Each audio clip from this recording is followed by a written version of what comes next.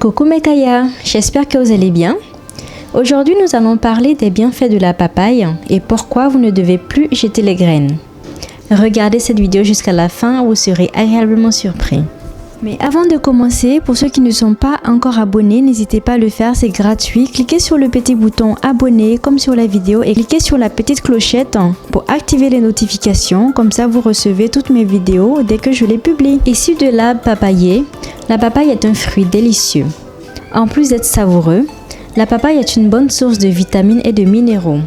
Elle contient de la vitamine A, de la vitamine C et B et est riche en magnésium. La vitamine A et C sont deux antioxydants puissants. La papaye réduit le taux de cholestérol. Elle est aussi riche en fibres et favorise la santé digestive. La papaye est aussi très bonne pour la peau. La vitamine E et la bêta-carotène de la papaye préviennent les dommages cellulaires grâce à leur activité antioxydante.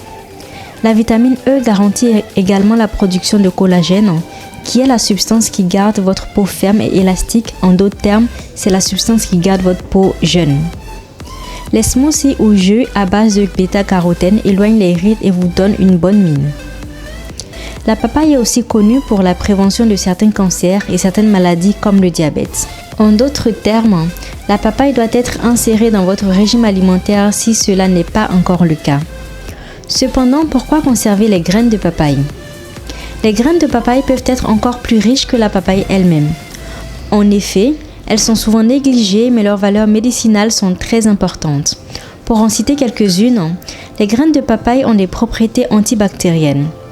Les graines de papaye apportent une protection naturelle aux reins contre l'insuffisance rénale provoquée par les toxines. Les graines de papaye sont excellentes pour désintoxifier le foie. Elles sont très efficaces pour l'élimination des parasites intestinaux et dans cette vidéo, nous allons nous pencher davantage sur ce dernier point. Alors, qu'est-ce qu'un parasite intestinal ? Les parasites intestinaux apparaissent généralement après l'ingestion d'aliments ou d'eau contaminée. Ils peuvent aussi être la cause d'une alimentation déficiente. Ils s'installent généralement dans les parois du côlon et peuvent être à l'origine de nombreux troubles comme des maux de ventre, l'indigestion, les diarrhées ou constipations, les changements d'humeur, etc. De nombreuses personnes souffrent d'ailleurs de parasites intestinaux sans même s'en rendre compte. Pour lutter contre ces parasites intestinaux ou pour les prévenir, les graines de papaye sont un excellent moyen naturel et facile à utiliser. Alors, la prochaine fois qu'il vous viendra à l'idée de jeter les graines de papaye, pensez plutôt à les utiliser comme antiparasitaires naturels. Voilà 2 recettes simples avec les graines de papaye pour prévenir ou lutter contre les vers et parasites intestinaux. Recette 1. Graines de papaye fraîches.